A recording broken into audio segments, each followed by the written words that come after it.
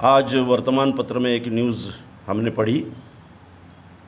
गढ़चिरौली के आंगनवाड़ी में पढ़ाने के लिए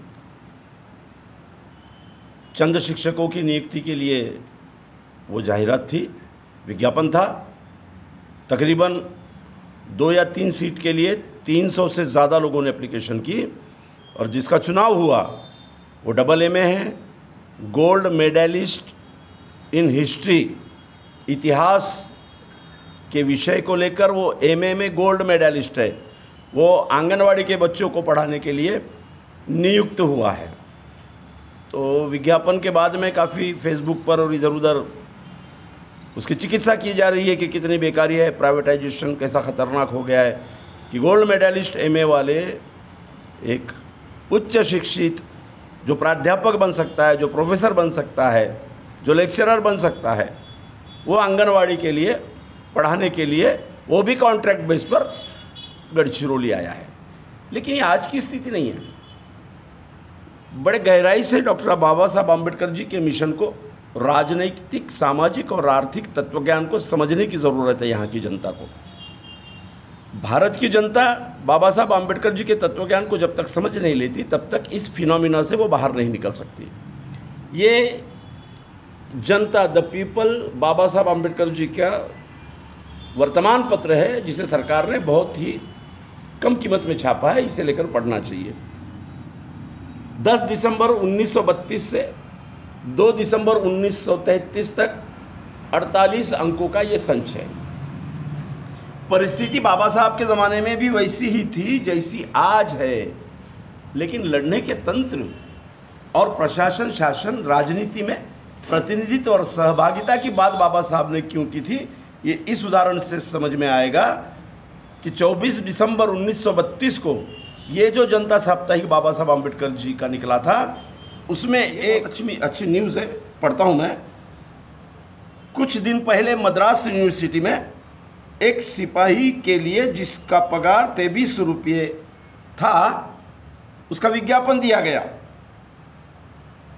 इस विज्ञापन में एक जगह के लिए, सिपाही के लिए, चपरासी के लिए 975 अर्ज आए। 975 अर्जियां एक सिपाही के लिए। कब? 1932 में। और इसमें से 20 ग्रेजुएट थे, 5 LLB वकील थे और जो 15 रुपये के ऊपर में चपरासी करके नियुक्त हुआ वो LLB पढ़ा था। ये बाबा साहब आम्बेडकर जी के जनता में साप्ताहिक में 1932 में आई हुई न्यूज़ है।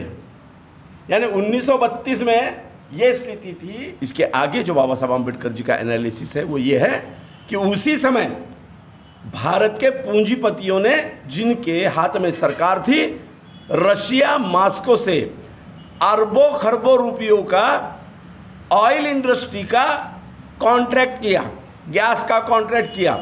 उस वक्त बाबा साहब आम्बेडकर ये कहते हैं कि जब तक पूंजीपतियों के हाथ से ये व्यवस्था निकलकर आर्थिक प्रजातंत्र और प्रशासनिक प्रजातंत्र की तरफ नहीं बढ़ेंगे हम लोग, तब तक ये व्यवस्था में बैठे हुए लोग सरकारी नौकरियों का खासगीकरण करते रहेंगे और जो भारत का पैसा है, पूंजी है, वो नफ़ा कमाने वाले सेक्टर में इतनी बड़ी तादाद में लगाएंगे कि शासन प्रशासन में नौकरियों के लिए पगार देना मुश्किल हो जाएगा।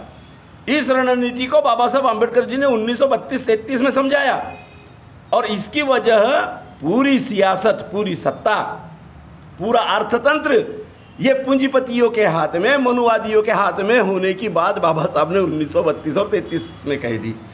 तो 2023 में आंगनवाड़ी के लिए MA हिस्ट्री में गोल्ड मेडलिस्ट आदमी को, छोटे छोटे बच्चों को पढ़ाने के लिए कॉन्ट्रैक्ट बेस पे नियुक्ति मिलती है और वो वहाँ पढ़ाने के लिए जाता है। हमने ना बाबा साहब आम्बेडकर जी के प्रजातंत्रीय लोकशाही को समझा, ना प्रजातंत्रीय दृष्टिकोण को समझा, ना सत्ता के बदलने वाले उनके फार्मूले को समझा, ना किसान ने समझा, ना मुसलमान ने समझा, ना OBC समाज के लोगों ने समझा, ना मराठाओं ने समझा। व्यवस्था पूंजीपतियों के हाथ में ही रही, व्यवस्था मनुवादियों के हाथ में ही रही। बड़े बड़े रोड बन गए, मॉल्स बन गए, अरबों खरबों रुपये के कॉन्ट्रैक्ट हो गए, खैरात के जैसा दूसरे विदेशों को हमारे प्रधानमंत्री ने पैसा बांट दिया, 15-15 लाख तुम्हारे खाते में आएंगे करके झोला छाप डायलॉग मार दिया। और आज आंगनवाड़ी के लिए 300 लोग एप्लीकेशन देते हैं, उसमें gold medallist in MA in history वाला आदमी ये बालवाड़ी के बच्चों को पढ़ाने के लिए कॉन्ट्रैक्ट बेस पे नियुक्त होता है।